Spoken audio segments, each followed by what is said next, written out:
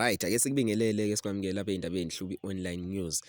Namhlanje-ke sila e-Sterkspruit endaweni yase-Tygerberg esifundazweni sase-Eastern Cape. Njengamanje-ke sokubikela bukhoma okwenzekayo la kuleli hholo olubonayo lapha, ihholo lomphakathi leli. Ngaphambi kokuthi-ke sikuchazele noma singene ngaphakathi uyibonele wena ukuthi kwenzakalani lapha, ake nje sikuthathe sikubeke kancane ukuthi umeya wendawo noma sithi ikhansela lendawo belikhona kanye-ke nenduna yendawo ikhona. Okunye-ke okuningi usuzokuthola khona la ngaphakathi. Ake sikuthathe-ke thina njengamanje sikubeke khona ngaphakathi uyibonele konke ebekwenzeka lapha endaweni yase-Sterkspruit. Ndingu-chairperson waMadlomo Sbushwana Family Tree. Andihambi ndodwa ke, ukhona uDeputy President phakathi kwethu waMadlomo Sbushwana Family Tree. Sihamba nalo Deputy Chairperson ophinde abe yi-headman apha kule ndawo yalapha. Thank you so much.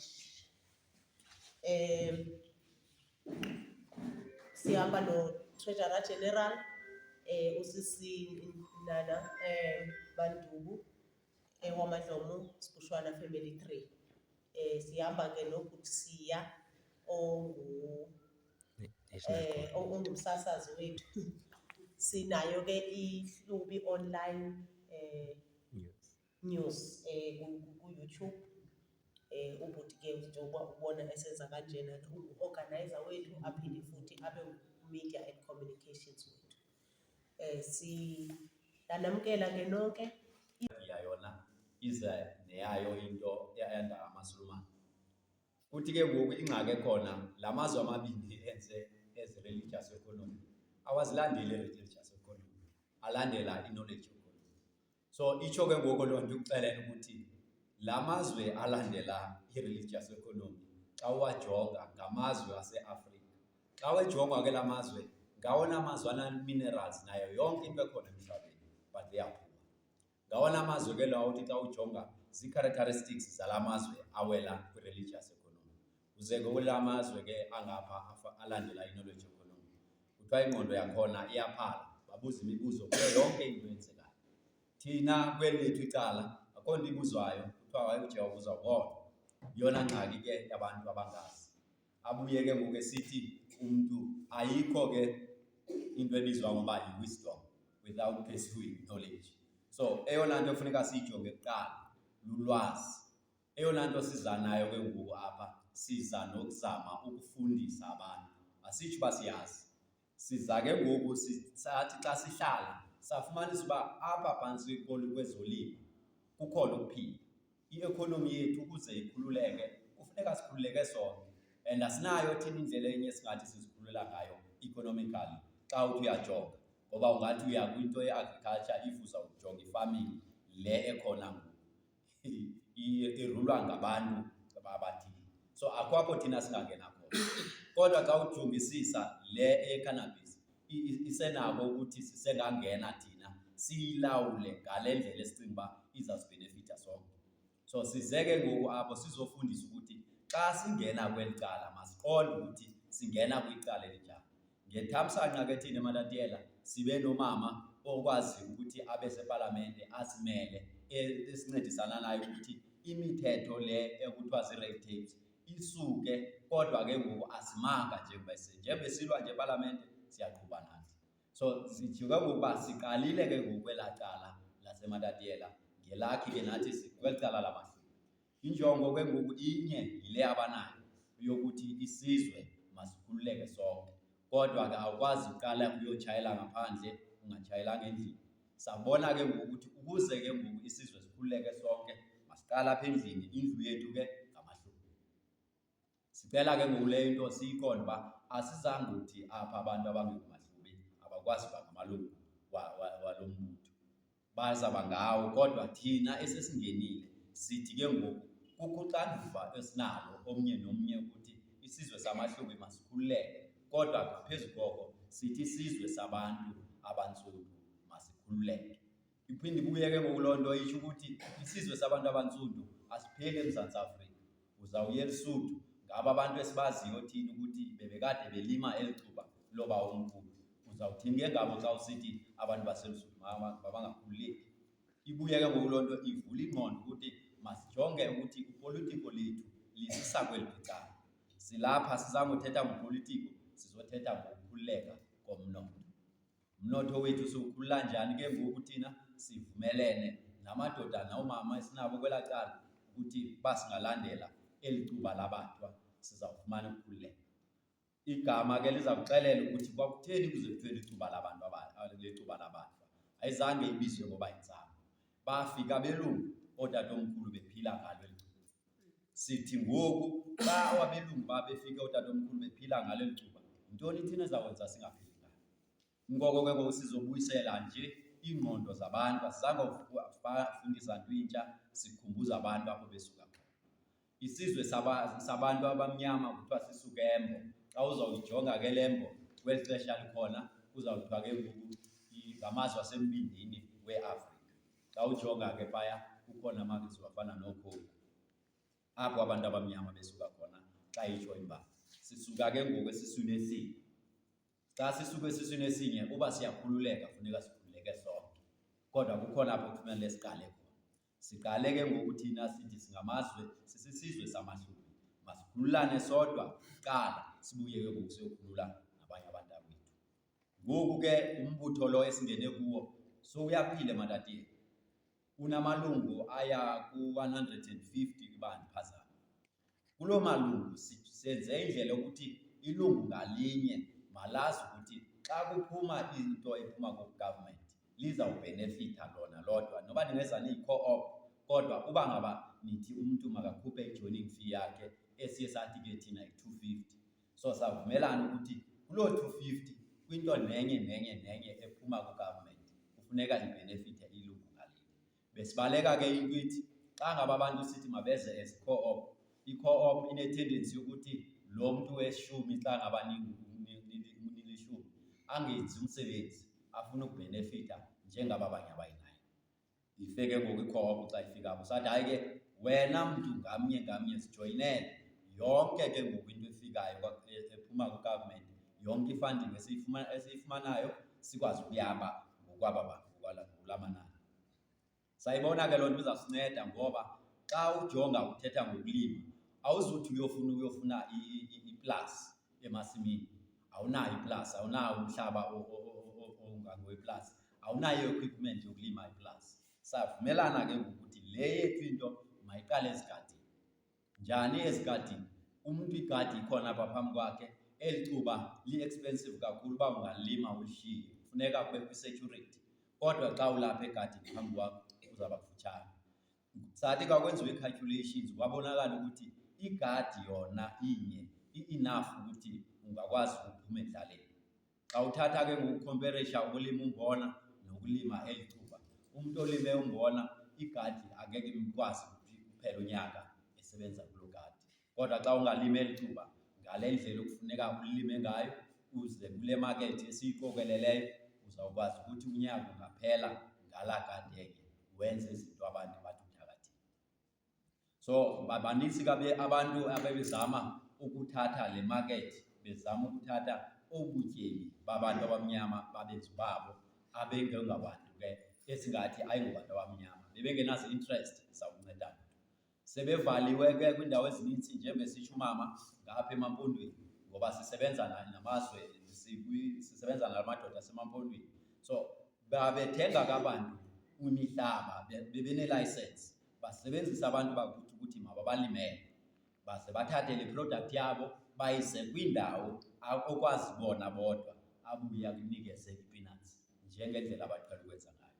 Savumelana ke ngokuba loo nto ayizusikhulisa singabantu. Masimanyane singabantu sivumelane ukuthi sifuna nathi ukukhula economically ngeli cuba labantu abadala. So ezo yindlela ke leyo esiqale ngayo. Sithetha nje ngoku la madoda endihamba nawo ebekwi-meeting noomasipala. Ifakiwe imali ngoomasipala, oomasipala abayi-9, uSikisiki, King Sabatha, Mzimvubu nabanye. Yafakwa imali engange-10 million. So ngoku simele ukuthi masohluleke ngoku loo mali kwaba masipala abangamalungu kule ndawo kule belt ebesoloko. So sizama ke ngoku ukukhuthaza nani ukuthi le ndlela ke ngoku esithe xa siyibona ukuthi if kwelaa cala oomasipala bayakwazi ukuvumelana ukuthi eli cuba liyiphathi yeekonomi yase-Eastern Cape, kutheni aba masipala bakweli cala siza ke ngoku sithi sizovusa abantu ukuthi mabazibumbe abantu benze ngale ndlela senze ngayo, kufunwe kuyonkqonkqozwa koomasipala ukuthi naba abanye abantu bayancedeka futhi imakethi ikhona. Imakethi ikhona ke ngoku, bakhona abantu abambalwa abadlayo ngeli cuba khona apha kule Eastern Cape, bavalele ke ngoku ukuthi makudle wonke umntu. Sithi ke ngoku uba singakwazi ukuthi njengangoku sivumelane ukuthi le vangeli sizayityala eyokuba masizameni ukulima, ngoba xa ungakhompera ukulima oku kokulima eli cuba nokulima umbona asoze nikwazi ukukompitha. Sicela nje loo nto ebantwini icace, siyazi ukuthi abelungu basifaka ipoyizini ezingqondweni ukuthi masicinge ukuthi eli cuba lirongo. Kodwa xa uzibuza uba lirongo kangaka, kutheni belithatha benze ngalo machiza kanti liyipoyizini ngolu hlobo? Liyipoyizini xa kufanele kufike kuthi kodwa kubo lilungile. Siyalithuka kwathina sithi intsangu ibizwe ngayo yonke loo nto, kungatshiwo eyona purpose yayo le nto uba kutheni ifakelwe red tape engaka, kungenxa yokubaluleka kwayo. Into ebalulekileyo ke ibibalulekile kwelinye ibala mayibaluleke nakuthi. Sicela nje ngoku ukuthi abantu baphume kuloo nto yokucinga uba xa beshishine ngeli cuba behlelwe sisidima, xa beshishine ngeli cuba uphelile ubufundisi. Apha sithetha ngomnotho wamanyani. Asinawo omnye umnotho esingacinga uba ngoku sisele nawo njengoba kwabelwana ngayo yonke into ekhona engumnotho. Ungaya kwii-minerals zilawulwa ngabantu abathile, ungaya kwi-agriculture ilawulwa ngabantu abathile, kodwa lena into khona apha kwa-agriculture abakakwazi ukuthi bayilawule ngale ndlela abafuna ngayo. Yiyona nto ke ngoku esicinga uba xa singamanyana ngayo le, singakwazi ukuthi sitshalenjane nabo ukuthi le ibani seniyiyeka, senizabele ezinye izinto. Sicela ke ngoku ukwenza nje eso simemo ukuthi masizeni kulo mbutho sizibumbe. Akukho nto ifunwayo kulo mbutho ngaphandle kokuthi abantu baneegadi zabo. Le gadi yakho mayikusebenzele, sithi siyofuna imihlaba engaphezulu kwale gadi sibe sesilima zona ezi gadi zethu sinazo, ngoba yiyona nto ekufutshane le. Sizawuqala apha ezigadini, uba nje abantu bamanyene benze loo butho kuyiwe kumasipala, kuba kufuneka oomasipala abakhulu bafande ezi programs, because urhulumente ngamanye amaxesha uyafuna unceda kodwa akazi uba makathini. Nali ke ngoku ithuba selivela, sithi ke ngoku thina singene apha kweli thuba labantu abadala, sizawuphila ngalo. Ndithi ngoku imali seyikhona, kushota nje abantu uba mabalime ngoku. Sekulinywa kakade kwezinye iindawo, ngoba uba ngaba siye eLesotho abantwana bafundile baseziyunivesithi kusetyenziswa eli cuba. Ngoku into esiyifunayo is just to formalize. Sicela ke ngoku ukuthi abantu xa bephuma apha baphume beyazi ukuthi kwelaa cala kukho loo program enjalo esiyiranayo. Sizeke nabantwana abancinci apha ngenjongo yokuthi thina siyimatatiyela siye sabona ukuthi ukulima kakhulu kuba simelene noLesotho nabo aba abanye abantu abangasemaMpondweni. Sathi thina sizawuthatha ke i-processing. So i-processing ke sikhondakthe amasebe wonke akhona karhulumente. Awilingi ukunceda, kodwa ke ngoku xa wefika apho kufuneka kwenziwe izifundo ezi-related ne-cannabis. Sathi ke ngoku abantwana bethu mabeze ukwenzela uba bakuthi xa besiya ezikolweni bebuyela kwiziyunivesithi bazi ukuthi nantsi umkhakha bangawulandela ozawutsho wenze ke ngoku kungabikho competition, because xa uzaya kwa-teaching uzawufika kugcwele, kodwa xa ungeza ngapha uzawufika mhlawumbi kunguwe umntu ozawube kusala izitya. So senzela ke ngoku uba bakhuthale, nikhuthaze nabenu abantwana ukuthi xa befika ezikolweni mabalithathe eli candelo le-agriculture and bayithathe ii-courses related nale cannabis. Siza ke ngokwapho sithi ke abantu xa bengake bayilinge le nto, ngoba andiboni uba yintoni abangayiluza. Iimali zethu zityiwe kwiindawo ezininzi. Uba singavumelana ukuthi nani nijoyina nge-250, andiboni uba ungaze ufe nge-250 250 esithi lima igadi yakho. Akuthi uba uzawuwehla umhlaba ezulwini uzakwenzeka ntoni. Sithetha ngegadi yakho. Into ebalulekileyo nje xa uba nizimanye, nivumelane, sini-assist ukuthi imbewu izawufumaneka phi, ugovernment avele ngelakhi. Nanku umama wakho osebenza kurhulumente, nanku umama oncedisana namahluma. Sincedisa ke ngoku isizwe sonke. I-presentation yam ingako, ndicinga uba ke umntu orhalela ukubuza anganceda abuze, sihambe apha sabelene ngolwazi. To hear the message here are here today. Yes. They are not here to disrupt, they're here because they are hungry, they want to hear the message. And then secondly, I want to take my hat off to you and I want to say, wow, I've got so much respect for a self-entrepreneur because you did something out of nothing. And for those people, I'm saying, wow, we need those people in South Africa, Kaku, to turn South Africa around. That is how we're going to change South Africa from a welfare state to a development state. It's by self-entrepreneurs.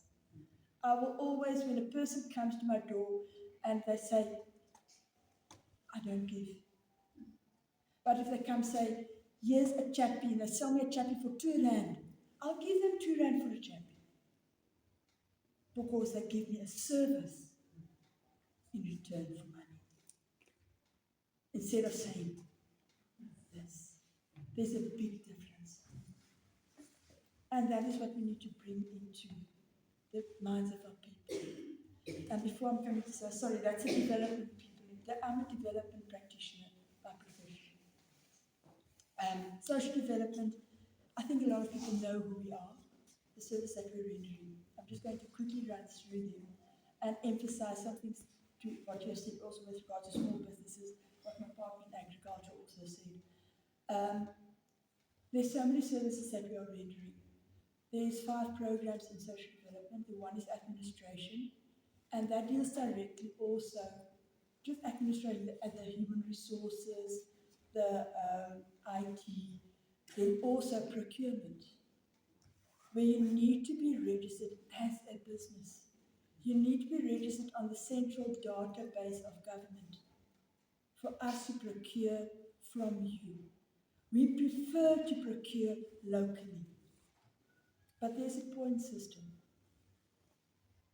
And on the point system, in preferential procurement policy, so the name of the policy, you have to be a woman, youth, people with disabilities score high points, and then your geographical area, and then the amount you're charging. And I want to appeal to local suppliers. Don't overcharge. Then you lose it. Unfortunately, we do get people that will charge for a pen 150 rand. Sorry, I'm going to take this London. I have to take care of my budget. My budget is then local suppliers will lose. Don't be greedy. Greedy is going to make you lose out versus the other suppliers outside. Make sure that you are in line. And you're welcome to come and tweet in my ear if you pick up something. I'll follow it up. It will be confidential. Please, local suppliers. You must be on the central database. You must be registered. You must comply. You must be tax compliant. If you don't pay tax, why must we use tax money to buy from you? It's unfair. That's administration. Okay? That's Yonke government departments. That's Yonke. Then coming to the second program, which is social welfare services. That program is focusing on psychosocial support. Yonke trauma. Yonke needs of the people. Psychosocial support, helping with debriefing, helping with emotional issues. The social workers are there. Each and every ward, APA Etrankhabi, has got a social worker attached to that ward. Some social workers has got more than one ward because the staff is limited. The vehicles is limited, unfortunately. But each and every ward has got a social worker and a community development practitioner attached to that ward. You can go to the office and ask, who is your social worker? Okay? That's Yonke programs. So this was that psychosocial support. Also their program is people living with disabilities. They help you with whatever you need, is mostly psychosocial support as well. We are funding special daycare centers. Please, it's a daycare center for children, not a house where they sleep over.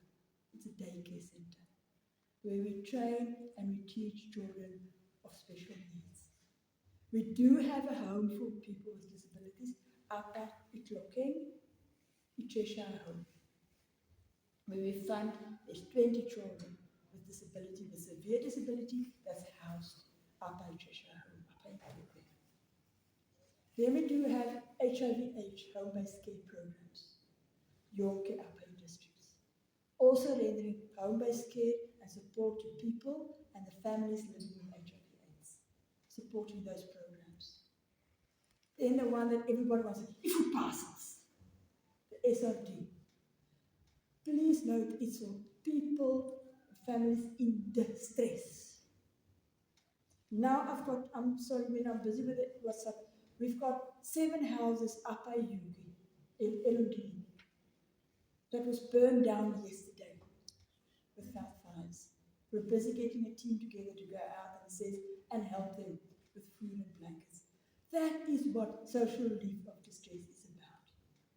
It's not because you drank your Sasa grant finished, and tomorrow you will be hungry because I like a part of my Sasa grant. Sorry, man. That's the truth we're sitting with. It's because there are households that don't have an income, that don't have any means of support. That is what this food parcels is about. We've got so many thousands of people up at Joburg that goes to bed hungry. And our budget is in. And we need to make sure that people that are in need get help. When your house gets torn away by wind or blown or disaster struck, we need to be able to go and support you and help you. And please supply this. Because we do get the quotations from you to supply those households. Don't overcharge us. Don't ask 300 rand or 400 rand for a bag of minis, 10 kilogram minis. We need to take care of our own people as well. I know you need to make your money as well, but take care that you don't have to go outside because it's cheaper. We want to build our own economy in our district. But if it becomes too expensive, we can't. That is program 2. Then coming to program 3. Program 3 is children and families. Dealing with everything of Antwana and the family. Because we firmly believe a family and a child needs to be together. And it's not easy to deal with teenagers, eh? It's difficult, kakulu. So there's parenting programs where we help parents to deal with parenting skills. Because there's nowhere is there a book that says how to raise a child. None of us got that there. But we can support each other, we can guide each other, we can help each other. Then there's teenage programs and children programs as well, where we try and help children. There's places where the children can go. There's the PIP Centre here in Sterkspruit, where there's children that can go after school, where they can study, they can get a plate of food, they can help to be studied, where we can help them with an environment so that they can get good matric results and good school results. There's the foster care program, where we place children in foster care, so that no child is left wandering and sleeping on the street. That is not needed. And there is no thing like a street child, because a child belongs to a family and can be taken and placed in a family. We do also have the orphanage here in Herschel, Lukani Children's Home, that are now fully registered as a children's home that we are funding. There are 38 children there. There's also the Cheshire of the cluster foster home, Upper Berkeley East, which also have having children. Then we've got an adoption program. But families only fully adopt each other. Fully foster care grant. But you know what? When there's adoption, there's a permanency. That child becomes one with that family. He becomes your child officially on ID, on documents, of everything. He becomes your child. And Upper Jack Carving, we're struggling to get a family that wants to adopt our children that's in our orphanages, our children that's in our cluster foster home. I got families that want to adopt a child. Upper Jack Carving. Why? And yes. And we do have those children.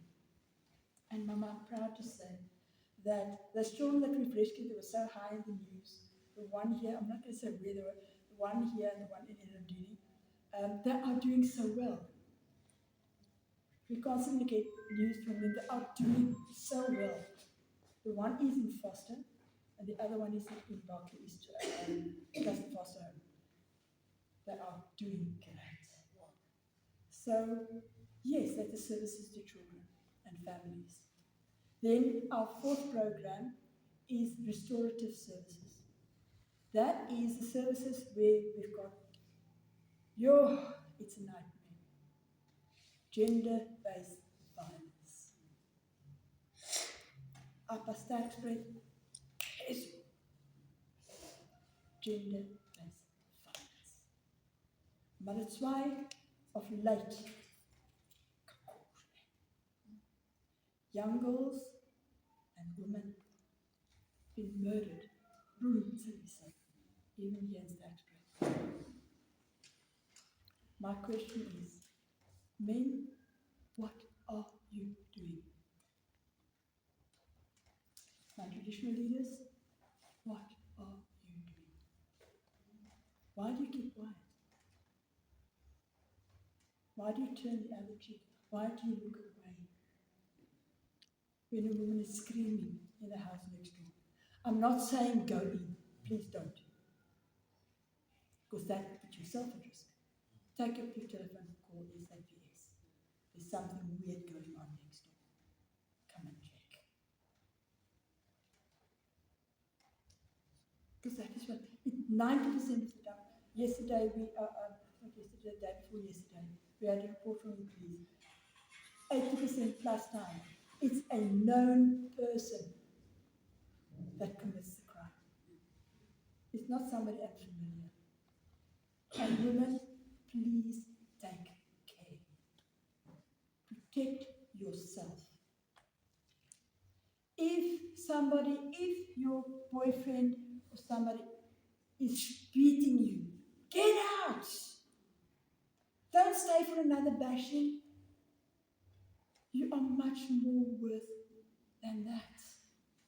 You are created, you are beautifully made not to be a boxing man. Thank you, boxing man. Thank you. You are beautifully wonderfully made. There are better men out there. Please, there are social workers, there are places that we can take you with safety to protect you at all times. We need to stand up and say, and unfortunately, as departments, we cannot do it alone and on ourselves. We need to come together and work together to stop this scourge on GBV.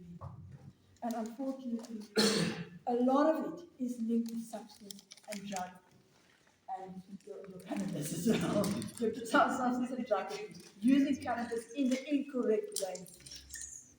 Using it to be like a high, not for medicine purposes. Unfortunately. And a lot of it is linked when there is SASSA payouts. So people, please, we need to stand together to protect our women. There won't be any man if it wasn't for women. True? A man can't give birth to a child. Yes, true, a woman can't give birth to a child on her own as well. But you need, a woman carried you for 9 months. She breastfed you. She cared and nurtured you. Why do you beat and hurt her? We need to really do something to take care of our mamas and our grandmas and our elderly and our disabled people as well. Then that program also entails we fund our Whitehall Centres of Hope.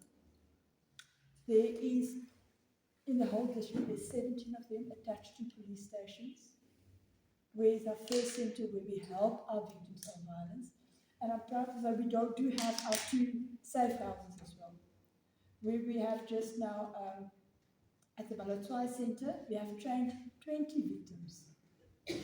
I want to say victims, because they were brave enough to come and say, I am no longer a victim, I want to get out. So therefore, taking that step, you become a victim, no longer a victim. They were trained on computer skills. We're going to have a mini graduation ceremony. Our NEC is going to hand over graduation certificates to them. 20 of them were trained on computer literacy.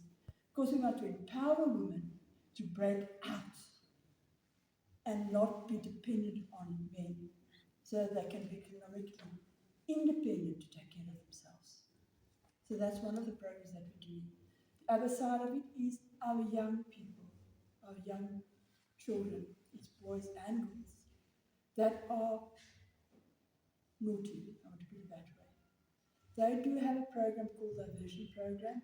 We try to divert them not to be in the criminal justice system. So we try to redirect them to be back to be a good citizen of South Africa. So their diversion programs is there. But we also need the community to come together and hold their hands. Not say, ooh, Courtney, help them. Help them to become good citizens. Show them the correct way. Don't name and blame them. Help them to correct their ways. Then we do have a centre, CYCC in Burgersdorp, where we have those children that are convicted, where we help them and we train them until they have served their sentences. That is program 4. Then we come to program 5, where I originated from, which is community development. And I think that's where everybody will be ears on, and we work close with CEDA and agriculture. And that is where we work with community development programs, where we have your income generation project, your cooperatives. We help and work closely also to establish the cooperatives, and then we apply for funding. We monitor and assist you. And once we have established your project, and we call it sometimes social development, do the seed funding, the initial funding. Then CEDA comes in, the deed comes in, and they make it build it bigger and bigger and bigger. But over the years, the thing that I found the most challenging, the time we became successful, is when the members start fighting because of the income. And then the project collapses. Because you don't work together anymore. You've lost your vision because you want to just have the money, no longer build the cooperative. And I think where we need to focus on is on keep on training and skilling people. Don't become greedy. Keep your focus. And then the income and the money will follow. And then I want to also say now, under all these programs, there is funding opportunities. There is NPOs, like I indicated, there's NPOs that we are funding, non-profit organizations. The call for proposals is out. It's out currently. The closing date is the 22nd of August. Please go to our social development office here for them to help you to apply. The application process is quite technical. You have to ask them to help you to apply for funding. Both the community development, your income, your cooperative programs, as well as your NPO programs. The call for proposals is currently out. It's on our website, as well as that you can go to our social development. You know where our social development office is? don't ask me to direct you, I'm very not good at directions, but it's there in the town, quite near to the magistrate court. But then the area office is here at the Benzimino College. So that's important. And then also, before I close, I forgot what I wanted to say. Linked to the funding, also about the other program that we are having, in Outreach we have is the ICRA program. With us and Dr. Dan and Department of Health, one of the problems that we have, and I can't fathom why, is child malnutrition and poverty. And I don't understand, I still don't understand why. My reason is asking why. There is a clinic, you get those milk for free. You get the CSG grant. In schools, there is school nutrition programs. Why is there still child malnutrition? We do have the household garden program jointly with Department of Agriculture that we're doing, both us and they. We assess together, we do the household gardening program. Currently this year we are funding 4 household gardening programs, which is I think 25 or something families, I've got to remember correctly, in the whole total out of social development funds. There's much more under agriculture. And then I just don't understand why there's still child malnutrition. While there's all these programs that government is pumping into communities to prevent that. Ma'am, I don't know how we're going to change the program around with people misusing grants for substance. Yes. So I think there's a long way that we need to join together as leaderships in communities with government to try and stop and focus people on what they get, use it to make themselves richer. We service everyone under the banner because us we are coordinating the program, but everyone is allowed to be part of the program. So into siyenzayo ke sihamba all over South Africa. On the 18th kule nyanga sise Western Cape. Ngomhla ka 23 September sise Matatiele Eastern Cape. So sihamba zonke ke ezindawo sisezoya eButshabelo. We should have came after eButshabelo, after the way eButshabelo ready. And then but eButshabelo is a free state. So in between 23 or whatever date sizoba nayo sizobe sise free state eButshabelo bayasime to the nation yaMahlubi. Nation yaMahlubi is the biggest nation in history and everywhere else you can go in Africa. In South Africa, we are a 60% nation, but it's not recognized. We're still fighting for restoration yaMahlubi. But Tina Silindenga don't give us. Because Tina as uDlomo, sithema sihlala phansi sile cabinet sabona ukuthi it's our fault. We have to take a stand to make sure ukuthi amaHlubi are restored. So ukunga restorishwa kwe-nation yamaHlubi is going to be asked upon ourselves because we are the ones who gave back kumaHlubi wonke. Even if uva ingonyama ingene bathi nguDlomo uSibushwana mayengena nje uthiwa nangu uDlomo dludlu kwabezindlwana uSibushwana kanangu imbaba la kaMashiya noDlomo abayigobekithini uzibuza ukuthi ayibo this is not Radebe this person unguRadebe kuba uRadebe but uzalwa ngubani uzalwa nguDlomo. So Tina, we are taking this initiative. We are bringing it as uDlomo and amaHlubi program because one of the things is that there is no one who can fight for their rights while still hungry. Abantu babalambile, they will never fight for their rights. So Tina, let's take this thing to the community. If thina singamahlubi, we manage to fight for AmaZulu kingdom, what can stop Abapedi and the Amatswane to fight for us? If we bring if we bring development to them, they will see why these people are not given their thing. Because it might happen that the key kungaza ukuthi isitshixo sokuvula umnyango wamahlubi sukomnye wezizwe ezithile, but they don't know ukuthi baphethe isitshixo sethu. What if ngoku thina nje basibanceda ngale ndlela sibanceda ngayo, bona bazovele nje bavule pha sithole ubuzwe bethu? So ke thina ke singudlomo, udlomo nqangi uye wazala yonke i-royal line yamahlubi. Pha e-KZN khona indawo kuthiwa kuse-Utrecht Dumbi, kulapho ithuna likaba omkhulu wamahlubi wonke udlomo likhona. Umthetho wethu ke xa siyenza lento, abanye abantu bazibuza uba why ke ngoku thina singamadlomo family 3 singasomahlubi family 3? Thina singodlomo, we are playing our role to make sure, because also uba ngabe ubukumkani ngoku bukurhadeka okanye bukubani ngokwe-royal line, maybe they won't have enough strength ukuthi bona bazilwele for themselves.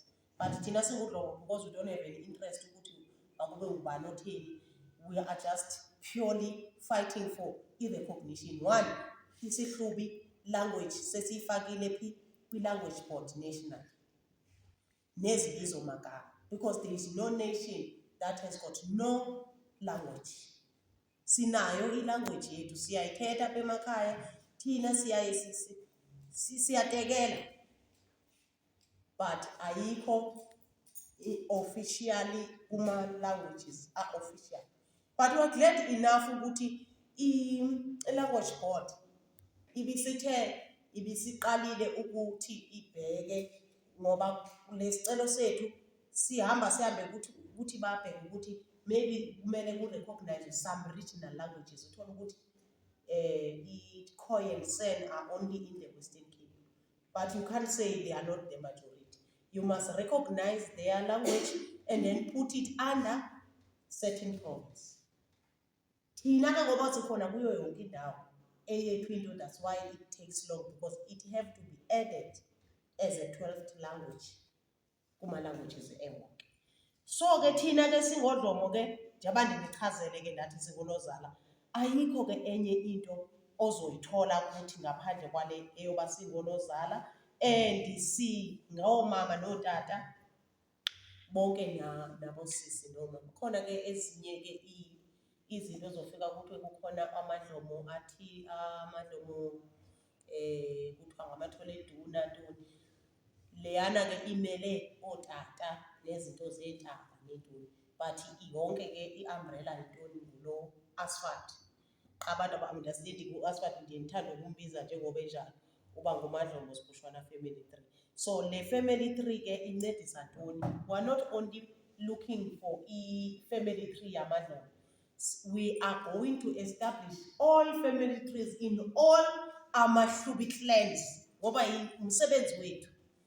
Before you have your own nation, you must make sure you have your own database.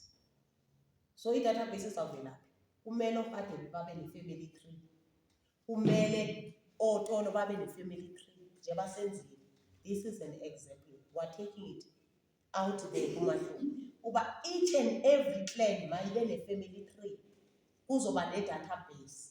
I-China iyaphumelela nje kungenxa yentoni? Ye-population. So wena in your corner, you will never do anything at your own corner. That's why we are helping everyone, not only amahlubi. Otherwise, ngalomazwi amafutshane ndicinga ke niyibeke kakuhle yonke. Sinayo intlanganiso ekumila kunje eMatatiyela, ayivimbanga mntu leyo uba uthi ndise-Stikspruit andizoyiMatatiyela. Uba mhlawumbi uyavuba le ibithethwa apha namhlanje, uyarhalela uba nomnye ayive akukho kude kakhulu eMatatiele. Ndikhumbuze ukuba nange-28 ngaloo weekend kunomgubho amahlubi wonke eMatatiele. Asithi ke uba ulohlubi asimeme, hayi ngeza ndizobona uba amahlubi athini xa zenza into zawo. Fahlele nawe zakho shone khona. Hayi akho nto zininzi shona bendithi nje mandidlulise ezo kangaka. Bonke nje bonke abantu abazive apha singamadlozi Sibushwana Family Tree. Lo mhlaba namhlanje besingayilindelanga i-attendance ibizawuba ngale ndlela engayo, kodwa kusekhaya so sizawuphinde sibuye siphinde siyorganize ngenye indlela ngoba sifuna u-Asphalt aphile apha eSteke.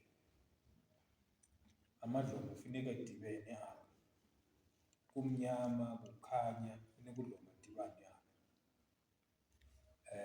Xa sigqiba ukudibanisa udlomo sijonge ukudibana kwamahlubi. Njengoba eseketshilo uthe ukuthi sisizwe esikhulu samahlubi. Esi sizwe esikhulu ukusidibanisa ayiyonto encinci. Sine-case esecourt singamahlubi silwela i-recognition.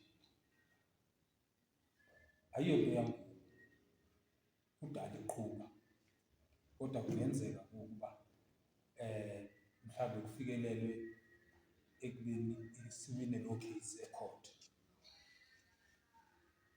So abantu ayingomanzi abayicalanye ukuze badibanise. You must put in a lot of efforts. So sizawuzama ngako konke ukuthi udlomo makadibane apha eSterkspruit.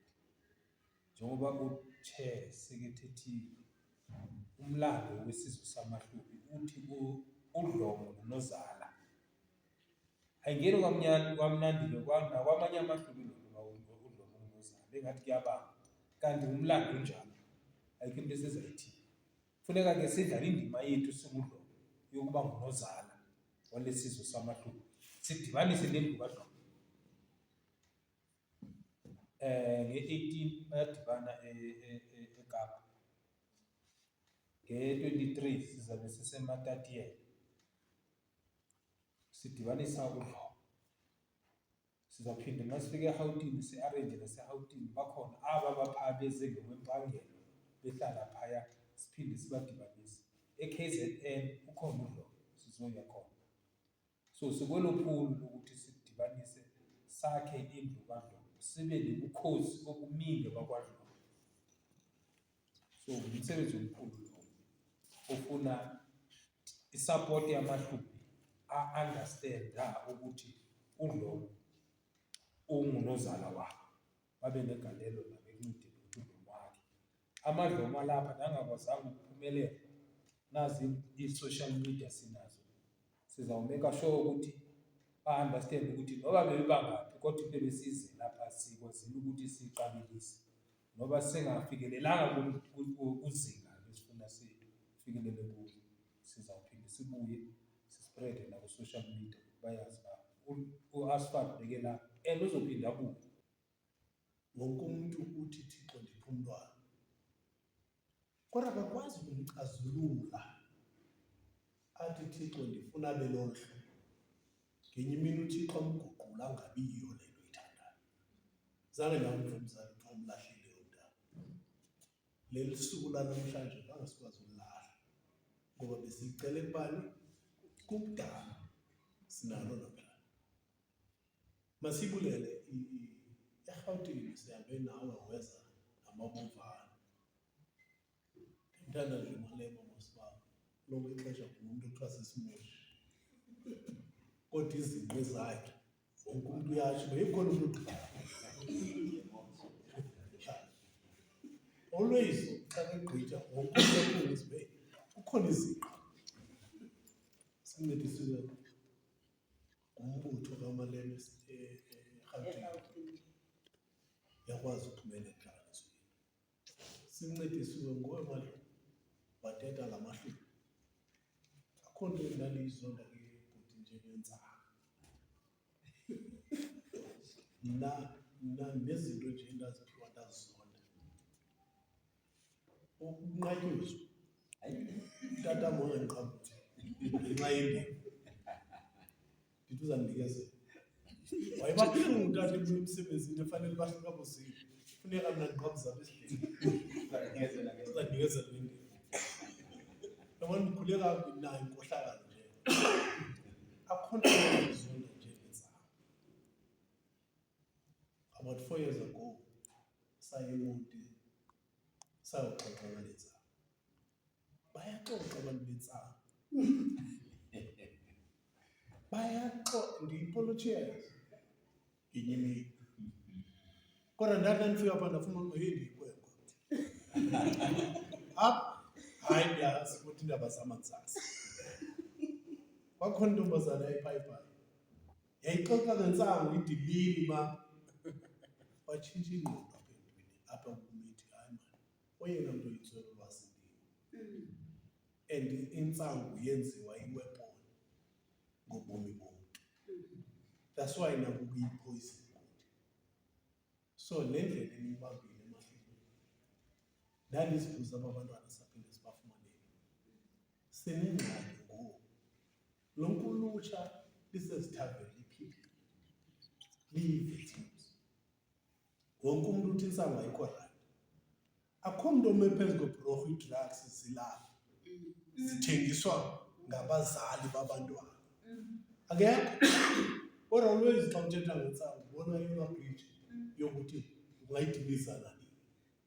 Inida ke le nto ithi ezibanelapha sine-challenge anibafumananga abantu basesiteni. Sine-challenge kaDlomo. Mna ke ndinexhala ngalo mntu kuthiwa nguDlomo. Ngaba nguye lo omane eqhumba xa ebona abantwana bakhe because bengenamrhaleli bona. Abenze uba makabadistense. I'm going to another vision ethi kufuneka xa siyimatatela sitshintshe istrategy. Masibe nayo into ethi all the leaders zivizithelwe zii-members zika-ASFAD. Ziyothi sibona, give me i-date yakho yentlanganiso. Siyoanawusa le nto. Iintlanganiso zethu mazikhwazwe zii-leaders zokukhokhela. Because uthuma uDlomo ongenamkhondo ongoyise. Ucinga uzawukwazi usabela. Sisuka apha saye emikhuhlaneni sokukhwaza abantu kwindawo ethi banezazela. Kodwa ziye zagcina izazela zabo. Le nto endithi iyasincedisa. Iklasi lesifakwe kuyo. And sizayipasa le eyokuthi olu lwazi olusithele luveze ubuchotsheni bethu. Masisebenzise esinye istrategy siye kwi-leadership zikwazi usibeka. President, future president, la mandla ekwazi uba nesuku eRhawutini lizoba lapho. Akuyompazana. Umoya kaThixo uphephethela naphi nakuthanda khona. Ngoba singabantu. La mandla esikwazile ukuthi nathi nangu umkhulu weba. Le phela ndaba kuthiwa kuphela khona. Kodwa uyakwazi ukuthi xa ndimkhwaze yaba nabo abantu bayeza bazadlala. Wathi uthini mna ndathi uzabona. Wakwazi ukuphakama athi yekaba zakhwazela imithole lesibili sibone basihlanganisa ntoni. Uye waphakama ukaba umntakwethu wathi ndiyadoneyitha ngembono.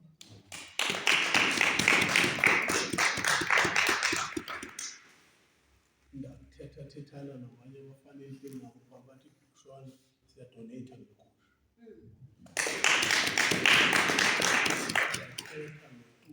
Onebhizinisi apha esiteni wathi hayi ipapa ihambe yonke into esepapeni ililungelo lam.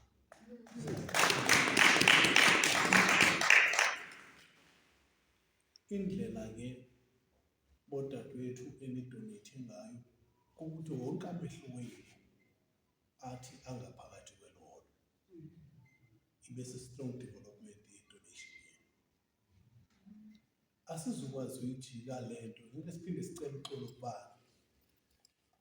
yi-confusion eyenziwa yi-apartheid system eyakwazi ukubexutha ubukheli kwizizwe zamahleli. Yakwazi ubeka ubutshifu obenza bonke abantu babe nexhala ingangathi xa uthetha nge-kingdom yakokwenu wesihla amanye amandla kwamanye amandla. Loo nto leyo ifuneka siyisuse. Imbali ayiphelelanga kuChebe, ayonyani loo nto.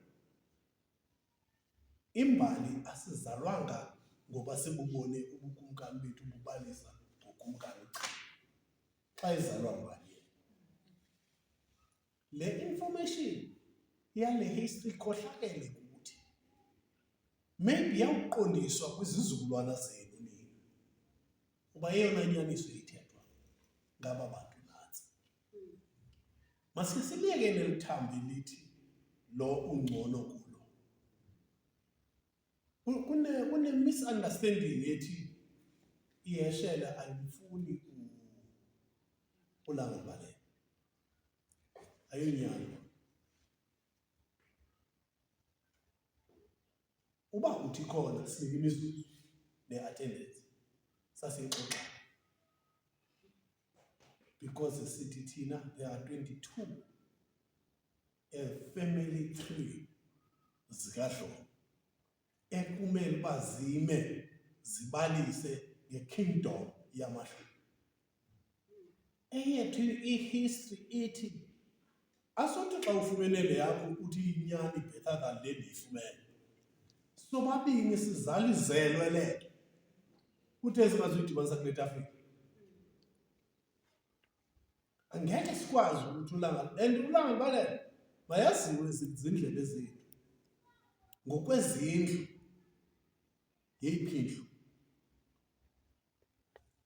Uba nithi indlu encinci beka etafuleni uthi hayi indlu encinci ulanga libalele. Makutsho wena usiza nento etshoyo. Asusirecruiter uthi wena ulibanga lifa kulanga libalele then ume ngeheshele uthi abantu baseheshele bani. Thina siyijonge phala siyibona uzake ususinto ngento. Masimbone kulanga libalele into yoba ubugxwayi ba akubo unida amahluli. Uzakwazi ukuphuma kulaa meko akakuyo ngamahluli. Hayi-ke ayibeke kanjalo-ke amadlomo namahlubi endawo bekhona lapha-ke endaweni. Kanye-ke nenduna yendawo nangenhlanhla ibikhona lapha, kanti-ke futhi iphinde ibe u-chair we-ASFAT, ibe u-deputy chair we-ASFAT. Sixolise. Thina-ke siyiHlubi Online News asikushiye kanjena-ke.